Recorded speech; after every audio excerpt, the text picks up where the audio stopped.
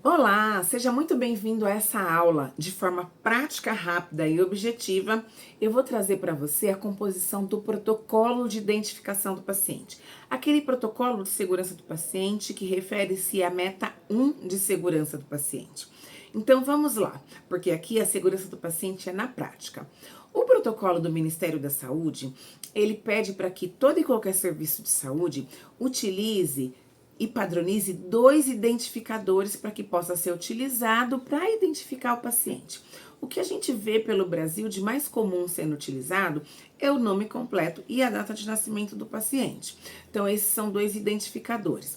Lembrando, o próprio protocolo do Ministério da Saúde, ele traz como uma proibição o uso de um identificador que é o número do leito, porque se o paciente é transferido de leito e essa informação faz parte dos identificadores, isso pode trazer um risco associado ao processo da falha de identificação do paciente.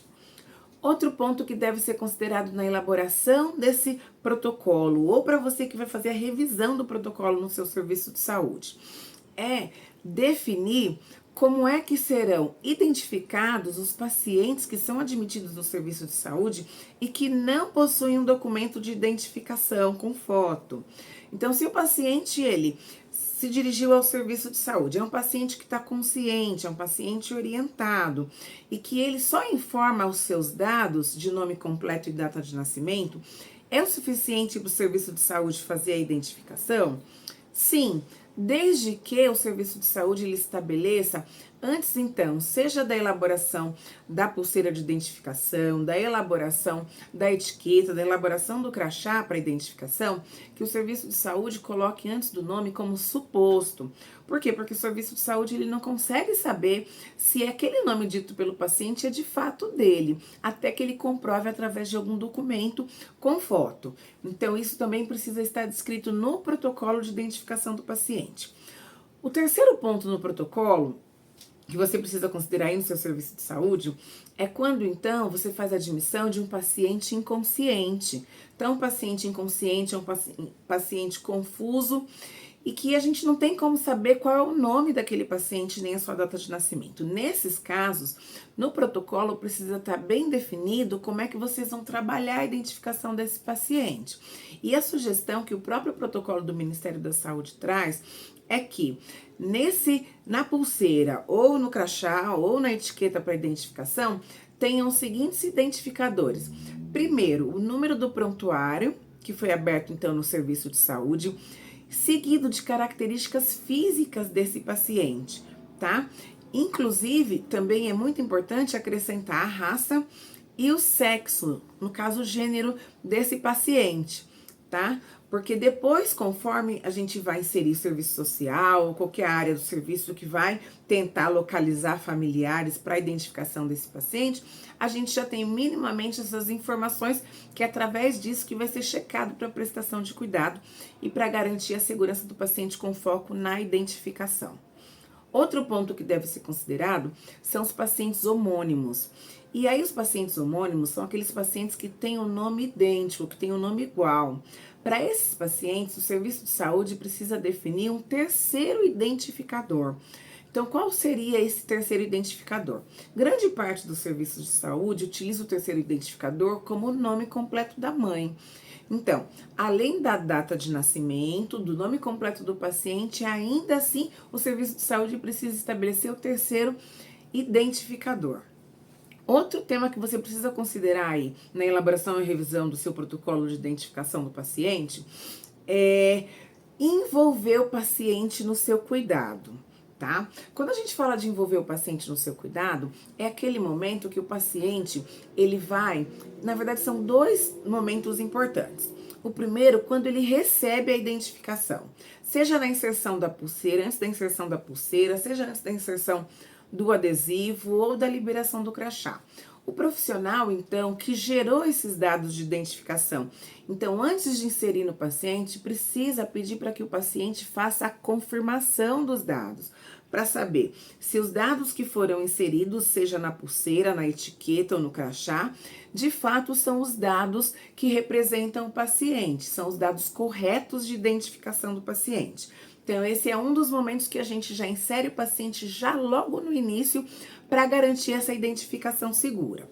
O outro momento é toda vez que o profissional de saúde for então prestar assistência ao paciente, que é nesse momento que de fato a identificação precisa ser confirmada, é a gente pedir para que o paciente então declare qual é o seu nome completo e a sua data de nascimento, e se for um homônimo, que ele também declare qual é o nome completo da sua mãe.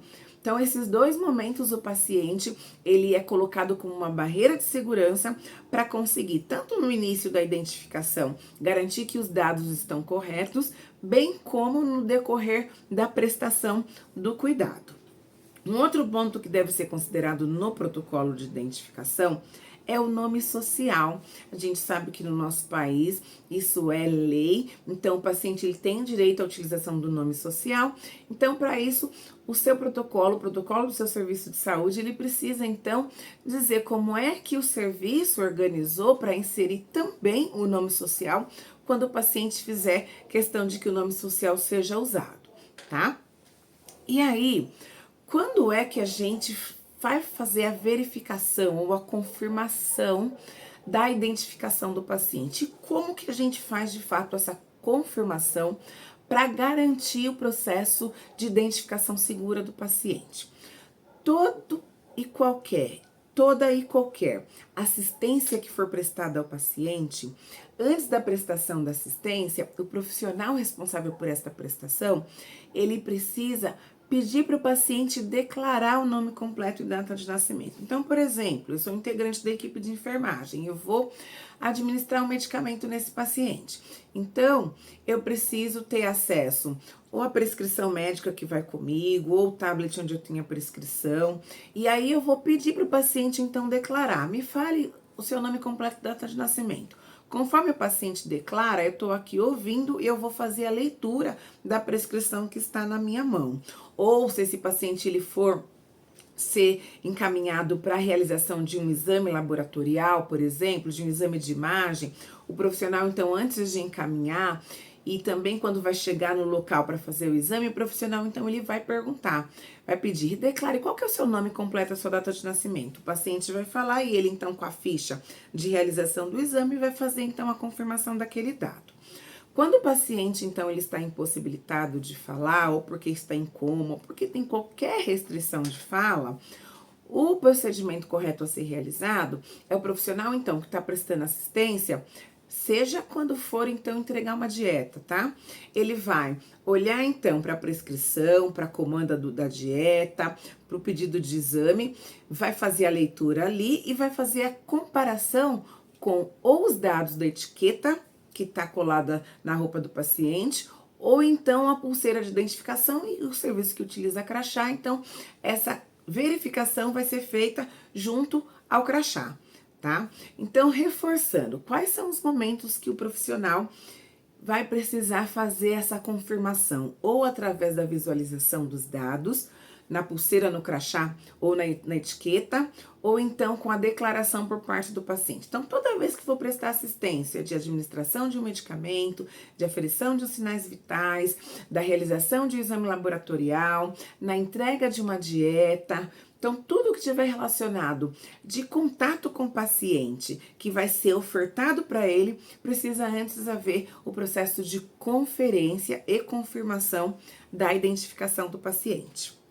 Esses foram os pontos mínimos que devem ser abordados num protocolo de identificação do paciente. Agora, se o seu serviço de saúde foi um serviço que tem pacientes com perfil de recém-nascidos, então é um paciente no centro obstétrico, então é um hospital de grande porte que tem centro cirúrgico associado ao centro obstétrico, então tem o nascimento aí de crianças.